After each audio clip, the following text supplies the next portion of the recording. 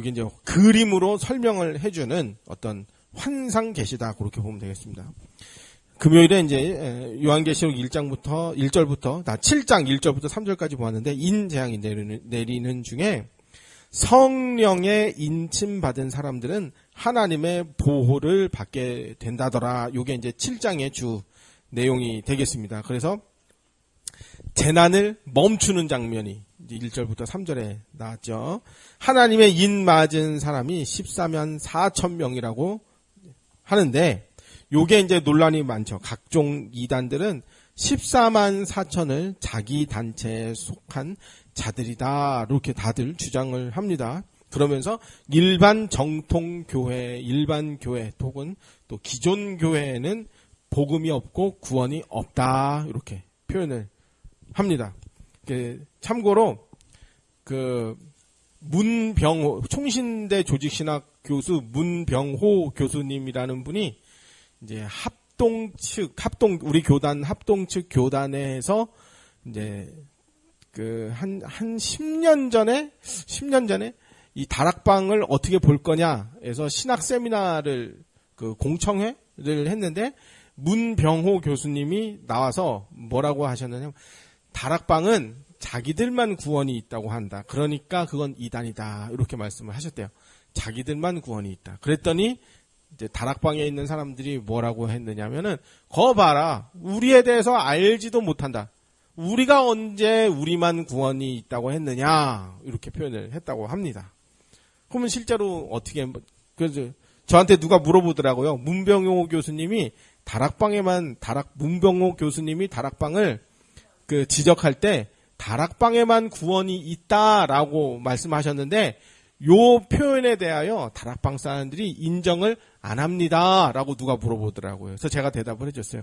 다락방에서는 구원이라는 표현을 잘 안 씁니다. 다락방에서는 뭐라고 하냐면 우리만 복음이 있다. 아니면 다른 일반 교회와 정통 교회는 복음이 없거나 복음이 희미하다. 그래서 원래는 복음이 없다라고 했는데 그게 이제 나중에 문제가 될 것 같으니까 없거나 희미하다라고 표현이 바뀌었습니다. 그래서 그 사람들이 인정을 안 하는 겁니다. 왜 인정을 안 하냐면 복음이 없다 이렇게 해야 맞아 우리는 그렇게 말을 했지라고 생각할 텐데 구원이 없다라고 하니까 그 사람들은 거 봐라 알지도 못하면서 우리를 지적했다 이렇게 이제 됐다는 거예요. 그 단어 하나 표현 하나 가지고 막 인정을 안 하고 막 꼬투리를 잡고 이단들이 다 그렇게 하고 있거든요. 그래서 구원 자체가 없다고 보진 않죠. 복음이 없다, 희미하다 이렇게. 그 자기들은 원색적인 보다. 그 원은 돈 원자고 색은 이제 음란할 때 그 색자예요. 그래서 다락방은 원색 복음이 되겠습니다.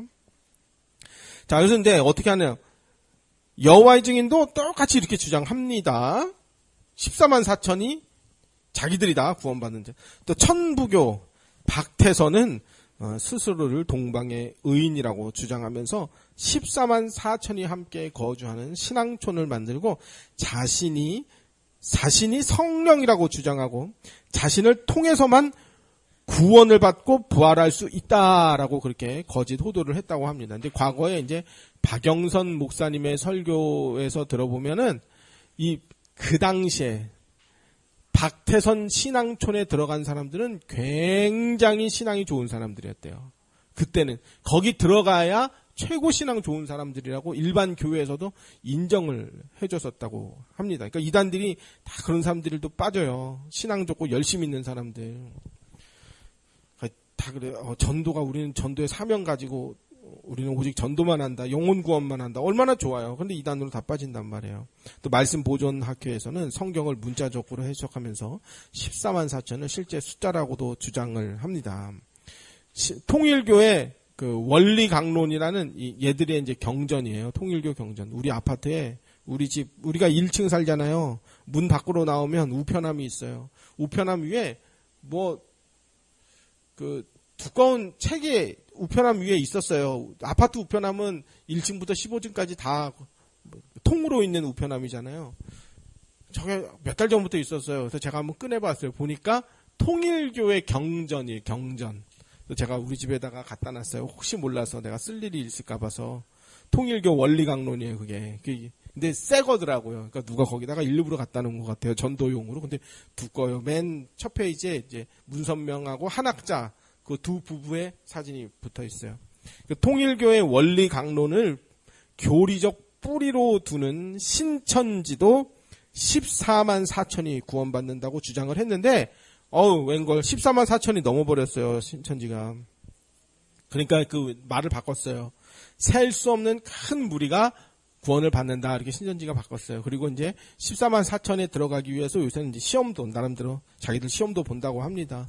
그 지금은 우리 충주의 황금타운에 이제 신천지 본부가 있어요. 근데 이제 전국적으로 유명한 거기가 뭐 큰 무슨 지파라고 합니다. 그래서 그 앞에 가끔씩 낮에 지나가면요, 다 흰 옷 입은 그 저기들이 이제 그 신도들이 왔다 갔다 하는 거를 볼 때가 있어요. 그러니까 자기들 흰 옷 입어요. 이단들의 특징이에요. 정명석 교회에도 그 흰 옷 입은 애들 왔다 갔다 하는 거를 볼 수가 있어요. 살인이가 목감기가 걸려가지고요, 무풍으로 해놓을게요. 그리고 이제 정명석 교회, 지금도 정명석 교회 사람들 많이 가거든요. 그 도로에 차들 많고요, 왔다 갔다 하는 사람들 많이 있어요. 너무 불쌍해요. 그 전에 이제 그 나는 신이다 빵 터지기 전에 그 정명석 교회가 이름이 정명석 교회 이름이 주님의 교회잖아요. 한 5년 전인가? 제가 할인이를 유모차를 끌고요, 저기가 뭐 하는 데인가 궁금해가지고요, 모르는 척하고 한번 들어가 봤어요. 올라가 봤어요. 근데 대형 프로젝트로, 이거보다 더 커요. 우리 TV보다 더 커요. 프로젝트로 뭘 시청하더라고요. 그러니까 이 이단들은요, 꼭 그렇게 이단들은 다 프랜차이즈 체인점식을 하거든요. 본부에서 쏴주는 거를 자기들끼리 시청을 하거든요. 그래서 뭘 봐요. 근데 그걸 제가 이렇게 안에 들어가가지고 맨 뒤에서 이렇게 봤어요. 문이 열려 있더라고요. 안에서 젊은 사람들이 엄청 많아요. 근데 이 어떤 할아버지가 하늘에서 내려오는 잠언의 말씀을 먹어서 그걸 선포를 하는데 그게 자기들의 스승이래요. 근데 저는 그게 이제 정명석인 줄 몰랐어요, 그때는. 그리고 그걸 얼른 보고 내려왔는데, 저기 이상한 데구나. 근데 이제 자기들이 선포하는 그 잠언의 말씀이 이제 구원의 말씀이라는 거죠. 그게 이제 먹어서 알려준다는 그 사람이 이제 정명석이었던 거예요. 자, 그래서 이제 이 통일교의 피가름 교리가 있잖아요. 피가름 교리. 그게 이제 정명석이 그렇게 그 박명호, 정명석 이런 사람들이 다 통일교에서 나온 그 파생 이단들이거든요. 그러니까 성으로 그 이상한 짓을 할 수 있는 그 뿌리예요. 교리적 뿌리. 왜냐면 피가름 교리를 가지고 있기 때문에 성관계를 통해서 구원을 받는다, 그렇게 되는 거거든요. 근데 이단들도 자기들이 가진 교리가 있어요. 거기에서 다 그 행동들이 나오는 거예요. 자기가 어떻게 믿고 어떻게 듣고 어떻게 배웠느냐에 따라서 그게 삶에서 나오게 돼 있어요. 그 행동들이 이제 부패한 열매로 나오면 그때서야 사람들이 저희가 이단이 맞구나, 그렇게 이제 판단을 하게 되는 거죠. 또 안식교 파생 이단의 안상홍도 마찬가지로 대부분 이단들이 자기 단체에 소속된 14만 4천만 구원받는다, 이렇게 호도합니다. 그래서 14만 4천은 상징수, 이건 실제 14만 4천, 그 문자적 14만 4천이 아니고 상징수로서 구약의 12지파와 신약의 12사도, 그래서 2페이지입니다. 12에 군대 단위를 상징하는 1천, 이렇게. 그래서 곱한수 12 곱하기 12 곱하기 1000이다. 이렇게 해서 14만 4천이다. 그렇게 우리는 그렇게 봅니다. 구약 이스라엘 군대는 1,000명 단위로 해서 한 개의 부대를 조직합니다. 그 부대 안에는 1000부장, 50부장, 100부장, 10부장 이렇게 출애굽기 18장에 보면 그런 내용들이 있는데, 또한 이스라엘에서 1000은 완전수 10을 3번 곱한 것으로 무한하다, 충만하다, 그런 의미가 있어요. 또 숫자로 성경에서 많은 의미가 있어요. 5 하면 이건 부족하다, 그런 뜻도 있어요. 물고기 5마리, 그건 부족한 수가 사람들을 많이 먹었다, 그런 또 의미가 있고요. 민수기 31장 4절 5절에서 보면 이스라엘 모든 지파에 대하여 각 지파에서 1,000명씩 싸움에 보낼지니라 하매 매 지파에서 1,000인씩 이스라엘 1,000만인 중에서 1만 2천인을 택하여 무장을 시킨지라. 또 이렇게 1,000 단위가 군대, 그러니까 많음, 또 완전한 그런 무한하다, 충만하다 그런 뜻이 있습니다. 출애굽기 20장 6절 나를 사랑하고 내 계명을 지킨 자에게는 1,000대까지 은혜를 베푸느니라. 그래서 1,000대라는 것은 무한히 은혜를 베풀어 주겠다 그런 뜻이 되겠습니다. 또 계시록 20장에 가면 예수님이 성령으로 다시는 교회 시대, 우리는 이 천년왕국을 지금의 교회 시대라고 봅니다. 이제 그 전천년세 입장에서는 나중에 이제 천년왕국이 열릴 거다 그렇게 보고 우리는 지금이 교회 시대다 이렇게 믿고 있고요. 이 1,000년의 기간이 바로 우리는 1,000년의 기간을 문자적 천년, 서기 355년부터 3355년 이렇게 1,000년으로 보는 게 아니라 성령으로 다스리시는 예수님이 완전히 통치하시고 다스리는 시기를 1,000년이다 이렇게 보는 거예요. 이 1,000년은 이게 그 문자적 숫자적으로 1,000년이 아니라 상징적 1,000년, 완전하다라는 무한히 완전하시다. 예수님은 그런 분이시다. 우린 그래서 이 천년왕국이라는 표현도 우리는 그렇게 쓰는 것입니다. 1,000은 보통 많은 수, 완전함을 의미하며 이 수는 구원받은 하나님의 백성들의 전체 숫자를 의미한다라고도 볼 수 있습니다. 그래서 14만 4천은 하나님의 군대를 의미하면서 구원받은 하나님의 백성들 모두를 가리키면서 또 이제 9절에 나오는 능히 셀 수 없는 큰 무리다라고도 볼 수가 있습니다. 또 뭐 요게 14만 4천이 뭐 유대인의 구원을 말하고 또 이방인은 뭐 셀 수 없는 큰 무리다 이렇게 또 주장하는 사람들도 있는데 그건 또 유대인과 이방인을 굳이 나누려고 해서 그렇게 표현을 쓰는 건데 우리는 그걸 또 따르지는 않습니다. 우리도 예수님을 구주로 신앙 고백하고 하나님의 종으로 인침받은 성도로서 우리가 바로 14만 4천에 들어있는 사람이라고 볼 수 있습니다. 이 땅에서 우리가 볼 때는 하나님을 신실하게 섬기고 예수님을 믿음으로 지키고 믿음을 지키고 하나님의 말씀대로 사는 사람들이 우리 눈에는 소수다, 별로 없어 보인다.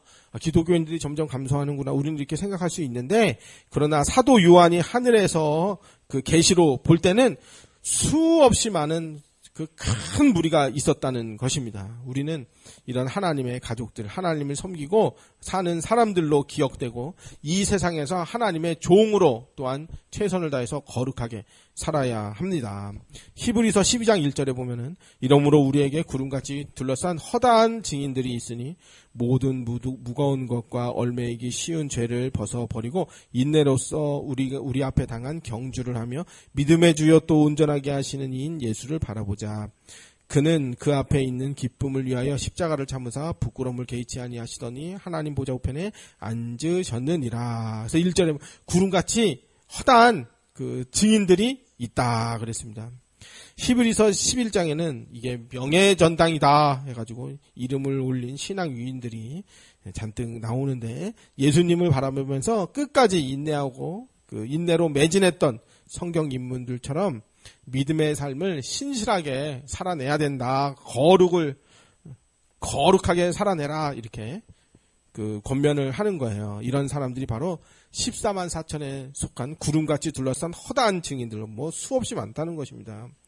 9절에 계시록 8장 9절 2일 후에 내가 보니 각 나라와 족속과 백성과 방언에서 아무도 능히 셀 수 없는 큰 무리가 나와 흰 옷을 입고 손에 종려 가지를 들고 보좌 앞과 어린 양 앞에 서서 7장 9절에 각 나라와 족속과 백성과 방언에서 나오는 능히 셀 수 없는 큰 무리, 이들이 바로 14만 4천입니다. 모든 민족, 모든 나라에서 뭐 차별도 없고 유대인이냐 뭐 이방이냐 이거 상관없어요. 다 포함해서 14만 4천. 이 말씀은 유대인만 지칭하는 것이 아닙니다. 하나님께서 아브라함과 언약하신 말씀의 성취라고 볼 수 있습니다. 하나님께서는 아브라함을 부르시고 큰 민족을 이룰 것이다. 성경 곳곳에 그렇게 계속 나와요. 그래서 그 백성들을 계수할 때 어린아이를 세지 않는 경우가 있어요. 어린아이를 세지 않는 경우. 그러니까 남자 장정만 몇 명이다. 그리고 여자와 어린아이들을 세지 않아요. 왜 세지 않아요? 일부러 안 세요.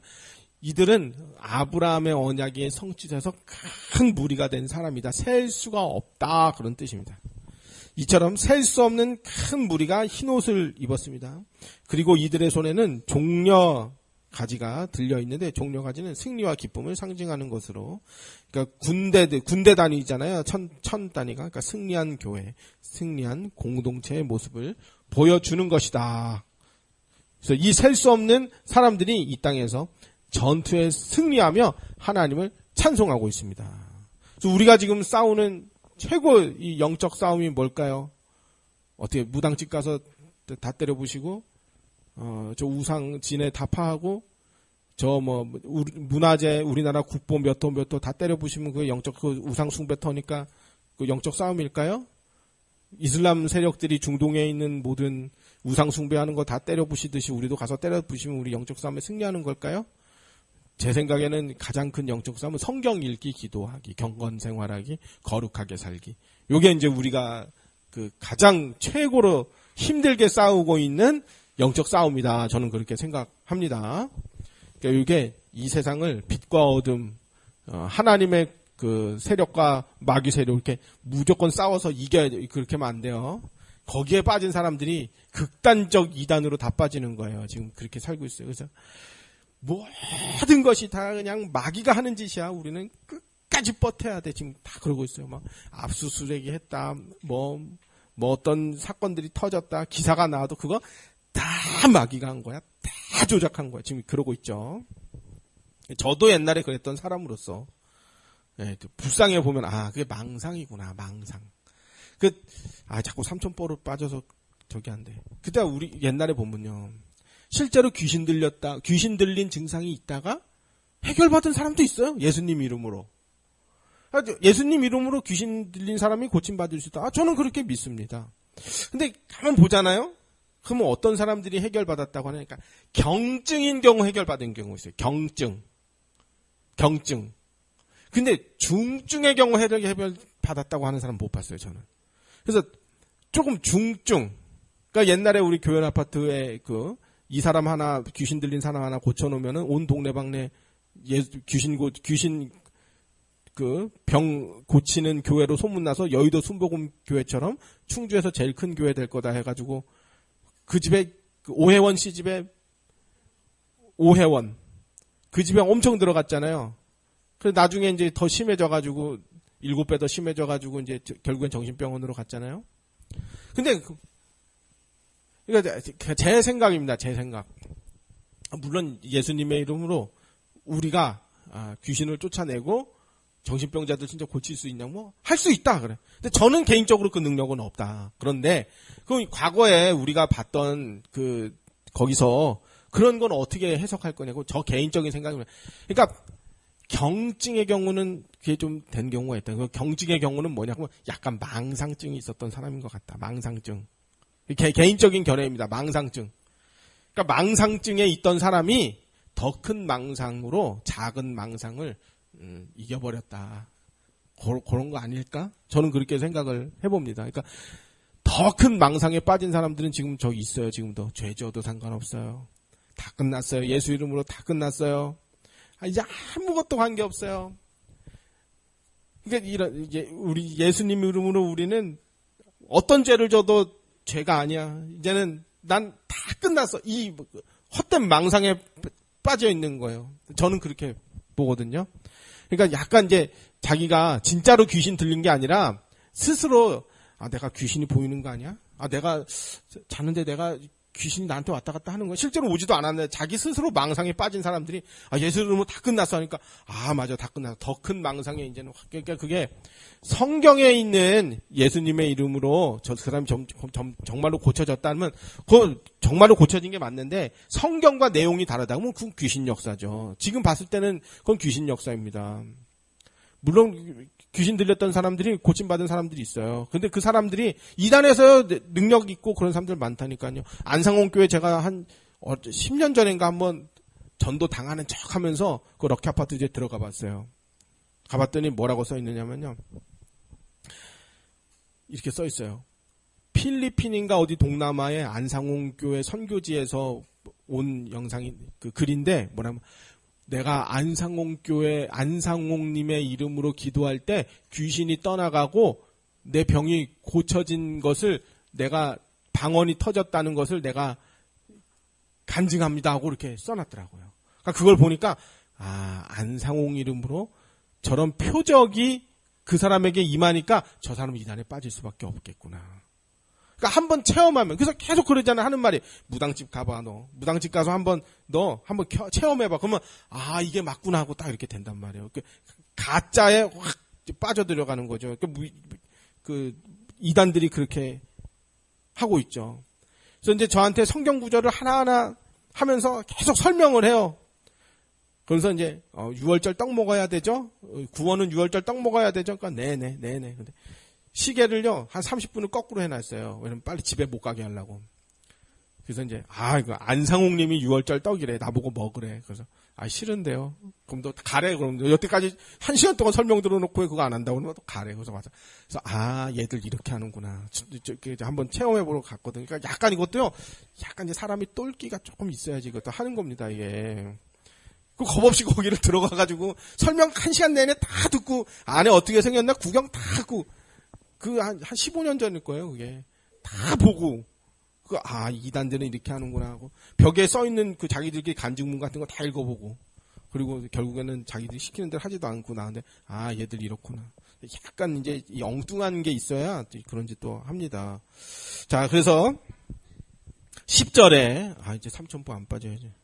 3페이지 10절에 큰 소리로 외쳐 이르되 구원하심이 보좌에 앉으신 우리 하나님과 어린 양에게 있도다 하니 흰옷 입은 사람들은 보좌 앞과 어린 양 앞에 서서 큰 소리로 찬양하는데 구원의 내용이 우리 이제 고형원 그 찬양에 구원하심이 보좌에 앉으신 우리 하나님과 어린 양께 있도다 이걸 이제 요 가사가 요 10절이에요. 그 14만 4천이 부르는 노래가 이거예요. 구원이 어린 양과 하나님께 있도다. 11절 모든 천사가 보좌와 장로들과 내 생물의 주위에 서 있다가 보좌 앞에 엎드려 얼굴을 대고 하나님께 경배하여 이르되 아멘 찬송과 영광과 지혜와 존귀와 영광 감사 찬송 그 가사 그거예요. 존귀와 권능과 힘이 우리 하나님께 세세토록 있을지어다 아멘 하더라. 그러자 모든 천사도 보좌 앞에 엎드려 하나님께 경배하면서 아멘 찬송과 영광과 지혜와 감사와 존귀와 능력과 힘이 우리 하나님께 세세토록 있을지어다 아멘 하면서 이제 구원받은 백성들과 천사들이 하나님 앞에 영광을 올려드리는 장면입니다. 이는 천상의 찬송이 울려 퍼지는 장면입니다. 이처럼 하나님의 나라에서는 하나님이 영원토록 높임과 영광과 찬송을 받으십니다. 하나님이 어떤 분이시고 예수님이 어떤 분이신가 이걸 바르게 알고 하나님을 찬송하는 하나님의 나라가 바로 이 천국이 되겠습니다. 구원하심이 하나님과 어린 양에게 있다. 이 고백은 우리의 구원의 역사는 오직 하나님의 주권적인 은혜와 역사에 의한 것을 알 수가 있습니다. 지금 우리가 부르는 찬송도 이런 성격을 가져야 합니다. 그러니까 저는 개인적으로 요즘 나오는 찬양들과 찬양팀들을 다 좋아하지 않습니다. 그러니까 왜 그런가? 직접적으로 하나님을 높여드리는 찬양 가사들은 좋은데 가만 보면은 인간의 열심, 인간의 어떠함, 그 주 가사 내용이 사람에 대한 내용들이 많아요. 그렇게 구성될 찬양들이 있고 또 어떤 기교와 가창력을 뽐내며 도대체 이게 하나님을 높이자는 건지 자신의 음악성과 목청을 높이자는 건지 분간이 안 되는 찬양들은 저는 싫어합니다. 13절 장로 중 하나가 응답하여 나에게 이르되 이 흰옷 입은 자들이 누구며 또 어디서 왔느냐 내가 말하기를 내 주여 당신이 아시나이다 하니 그가 나에게 이르되 이는 큰 환난에서 나오는 자들인데 어린 양의 피에 그 옷을 씻어 희게 하였느니라. 그래서 구원받은 자들은 누구냐면 어린 양의 옷에 씻어서 희게 된 자들. 13절 흰옷 입은 자들이 누구냐 하는 질문이 나오고 14절에 어린 양의 피에 옷을 씻어 희게 한 사람들. 피에 씻었으면 빨간색이어야지 왜 흰색이 되나요? 이렇게 상징적으로 이렇게 보여준다는 거예요. 근데 이단들은 진짜로 흰 옷 이렇게 잔뜩 입고 간단 말이에요. 위아래로 아주 멋지게 빼입고 다 가더라고요. 그러니까 아마 자기들이 생각하는 어떤 절기에는 또 그렇게 정장 차림으로 가는 것 같아요. 이들은 혼란하고 죄악이 가득한 음녀 바벨론의 유혹이 가득한 이 세상에서 빠지지 않고 본받지 않고 예수 그리스도의 인도하심을 따라서 산 사람들이 바로 흰옷을 입은 사람들, 예수님의 피로 옷을 빨아 입은 사람들, 그 구원을 옷 입는 것으로 성경 여러 곳곳에서 설명을 했습니다. 15절 그러므로 그들이 하나님의 보좌 앞에 있고 또 그 성전에서 밤낮 하나님을 섬기며 보좌에 앉으시니까 그들 위에 장막을 치시리니. 그래서 15절에 이 땅에서 이렇게 거룩하고 구별되게 살았던 이들은 하나님의 보좌 앞에 있다 이렇게 했습니다. 이 하나님의 보좌 앞에는 본래 사람들이 원래는 갈 수 없어요. 죄인들이. 그러니까 하나님이 인간의 모습으로 이제 예수님으로 오셨잖아요. 사람들이 보좌 앞에 갈 수 있는 것은 영원한 대제사장이신 예수 그리스도로 말미암아 주어지는 복입니다. 의의 흰옷, 성도들의 거룩한 행실, 이기는 자의 삶을 살아낸 성도들은 보좌 앞에 하나님을 섬긴다라고 했습니다. 밤낮 끊임없이 하나님을 기쁨으로 섬기게 됩니다. 우리가 나중에 그렇게 이제 되는 것입니다. 우리가 바로 구원받은 셀 수 없는 큰 무리 14만 4천이 바로 우리들입니다.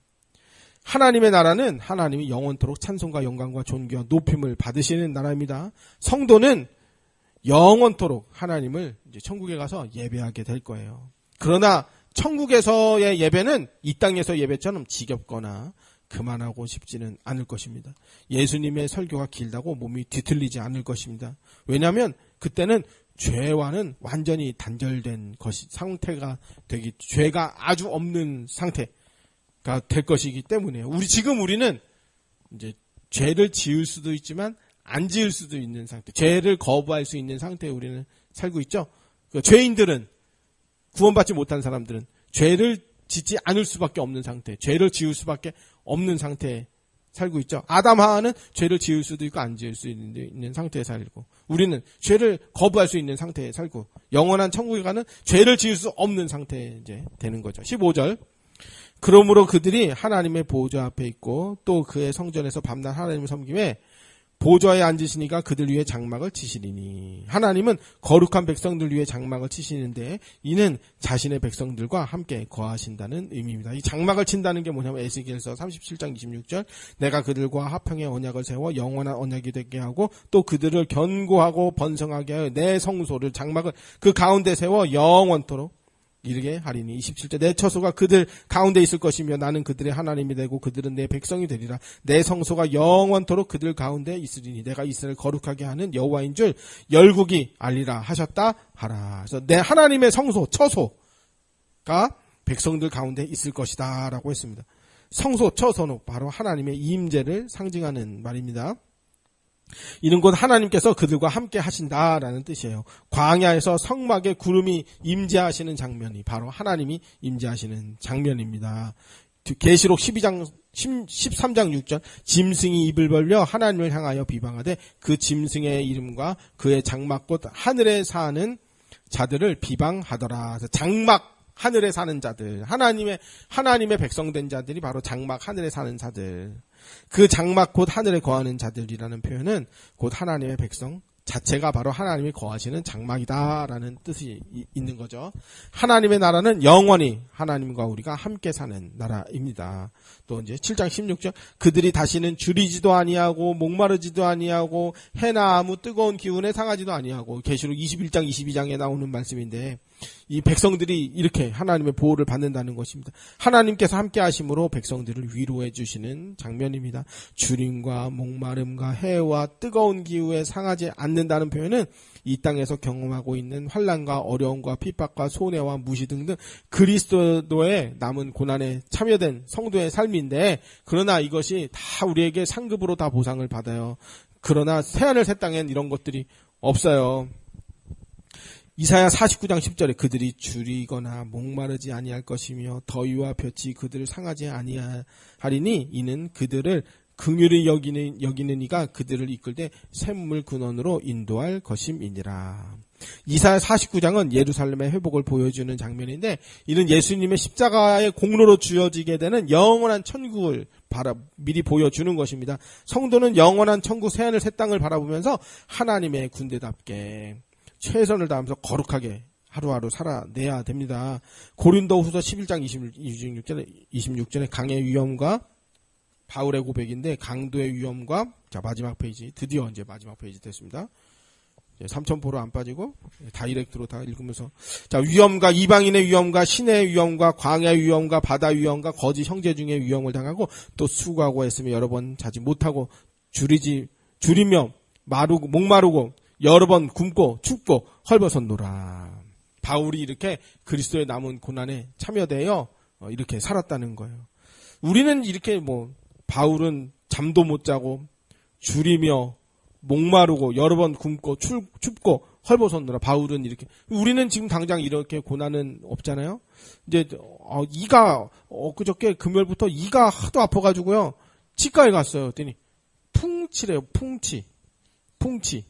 그래서 어떻게 해야 되냐면은 양치질을 잘해야 된대요. 그래서 이제 지금 굶고 있어요. 간식을 굶고 있거든요. 간식만. 그러니까 지금 저도 바울처럼 이제 굶고 이제 그렇게 됐어요. 그 이제 하겠죠. 이제 화요일 날 또 오라고 하니까 화요일 날 어떻게 해주겠죠. 이제 좀 굶었어요. 밥을 굶는 게 아니고 간식을 굶고 있어요. 왜냐면 양치를 잘해야 되는데 양치. 이 속으로 균이 들어가면 그 안에서 이제 통증이 일어난대요. 그래서 그걸 안 들어가는 방법은 양치를 잘하고 이제 음식물을 끼지 않게. 음식물 끼지 않게 하려면 이제 간식을 안 먹어야 되죠. 밥만 먹고. 그래서 지금 믹스 커피도 못 먹고 과자도 못 먹어서 굶고 있어요. 지금 바울과 같은 응답을 받았어요. 바울은 그러니까 저도 그리스도의 고난에 참여된 거예요. 지금. 그러니까 좀 굶어도 돼요. 너무 많이 먹었어요. 지금. 살이 안 빠져요.